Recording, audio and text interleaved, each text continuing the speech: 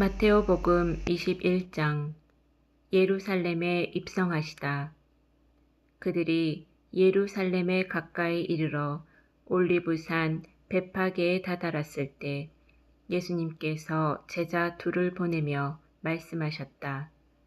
너희 맞은쪽 동네로 가거라.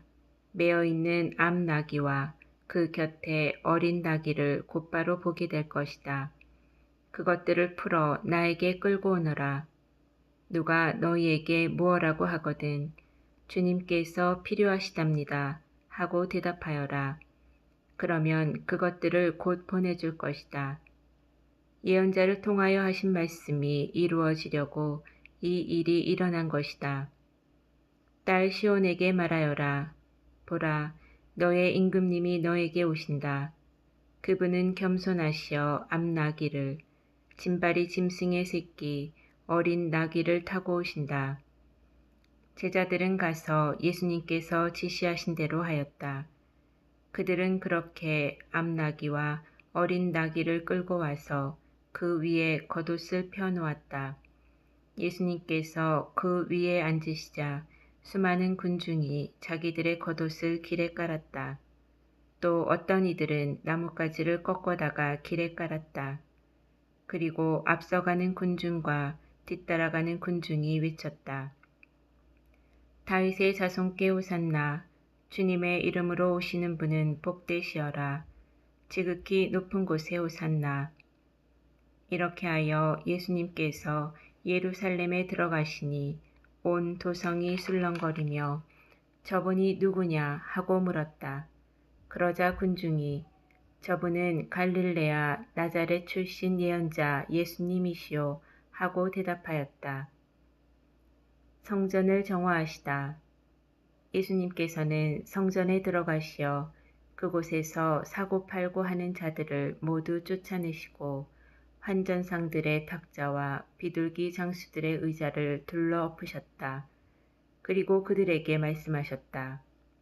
나의 집은 기도의 집이라 불릴 것이다 라고 기록되어 있다.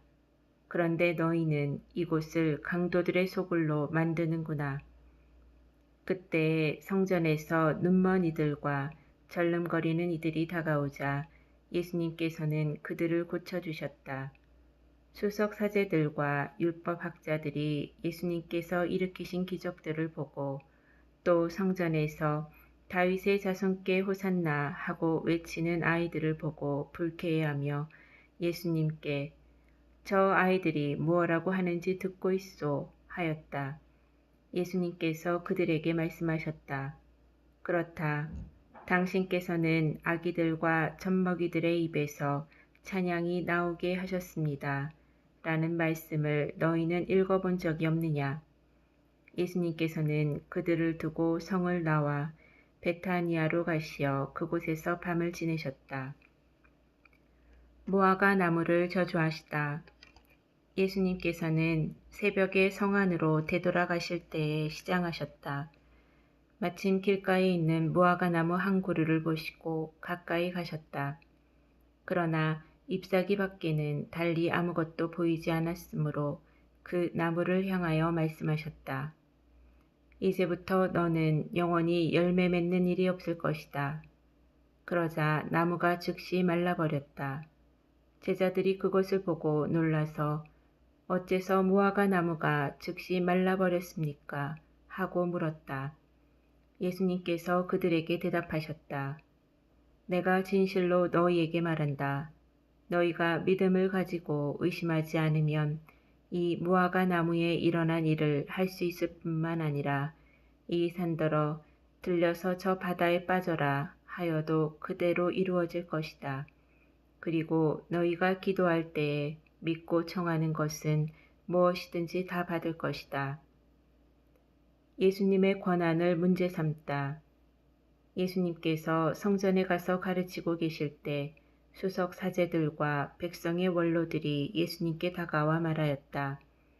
당신은 무슨 권한으로 이런 일을 하는 것이오? 그리고 누가 당신에게 이런 권한을 주었소? 그러자 예수님께서 말씀하셨다. 나도 너희에게 한 가지 묻겠다. 너희가 나에게 대답하면 나도 무슨 권한으로 이런 일을 하는지 너희에게 말해주겠다. 요한의 세례가 어디에서 온 것이냐? 하늘에서냐? 아니면 사람에게서냐? 그들은 저희끼리 의논하였다. 하늘에서 왔다 하면 어찌하여 그를 믿지 않았느냐 하고 우리에게 말할 것이요. 그렇다고 사람에게서 왔다 하자니 군중이 두렵소. 그들이 모두 요한을 예언자로 여기니 말이요. 그래서 그들이 예수님께 모르겠소 하고 대답하였다. 그러자 예수님께서 그들에게 말씀하셨다. 나도 무슨 권한으로 이런 일을 하는지 너희에게 말하지 않겠다. 두 아들의 비유. 너희는 어떻게 생각하느냐? 어떤 사람에게 아들이 둘이 있었는데 맏아들에게 가서 얘야 너 오늘 포도밭에 가서 일하여라 하고 일렀다. 그는 싫습니다 하고 대답하였지만 나중에 생각을 바꾸어 일하러 갔다. 아버지는 또 다른 아들에게 가서 같은 말을 하였다. 그는 가겠습니다 아버지 하고 대답하였지만 가지는 않았다. 이 둘 가운데 누가 아버지의 뜻을 실천하였느냐? 그들이 맏아들입니다 하고 대답하자 예수님께서 그들에게 말씀하셨다. 내가 진실로 너희에게 말한다. 세리와 창녀들이 너희보다 먼저 하느님의 나라에 들어간다. 사실 요한이 너희에게 와서 의로운 길을 가르칠 때 너희는 그를 믿지 않았지만 세리와 창녀들은 그를 믿었다. 너희는 그것을 보고도 생각을 바꾸지 않고 끝내 그를 믿지 않았다. 포도밭 소작인의 비유. 다른 비유를 들어보아라. 어떤 파임자가 포도밭을 일구어 울타리를 둘러치고 포도확을 파고 탑을 세웠다. 그리고 소작인들에게 내주고 멀리 떠났다. 포도철이 가까워지자 그는 자기 몫의 소출을 받아오라고 소작인들에게 종들을 보냈다. 그런데 소작인들은 그들을 붙잡아 하나는 매질하고 하나는 죽이고 하나는 돌을 던져 죽이기까지 하였다. 주인이 다시 처음보다 더 많은 종을 보냈지만 소작인들은 그들에게도 같은 짓을 하였다. 주인은 마침내 내 아들이야 존중해 주겠지 하며 그들에게 아들을 보냈다. 그러나 소작인들은 아들을 보자 저자가 상속자다. 자, 저자를 죽여버리고 우리가 그의 상속 재산을 차지하자 하고 저희끼리 말하면서 그를 붙잡아 포도밭 밖으로 던져 죽여버렸다. 그러니 포도밭 주인이 와서 그 소작인들을 어떻게 하겠느냐. 그렇게 악한 자들은 가차없이 없애버리고 제때의 소출을 바치는 다른 소작인들에게 포도밭을 내줄 것입니다. 하고 그들이 대답하자 예수님께서 그들에게 말씀하셨다. 너희는 성경에서 이 말씀을 읽어본 적이 없느냐? 집 짓는 이들이 내버린 돌. 그 돌이 모퉁이의 머릿돌이 되었네.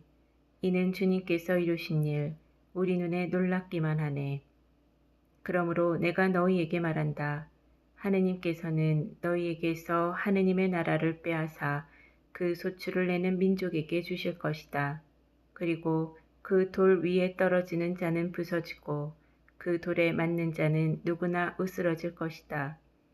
수석 사제들과 바리사이들은 이 비유를 듣고서 자기들을 두고 하신 말씀인 것을 알아차리고 그분을 붙잡으려고 하였으나 군중이 두려웠다. 군중이 예수님을 예언자로 여겼기 때문이다.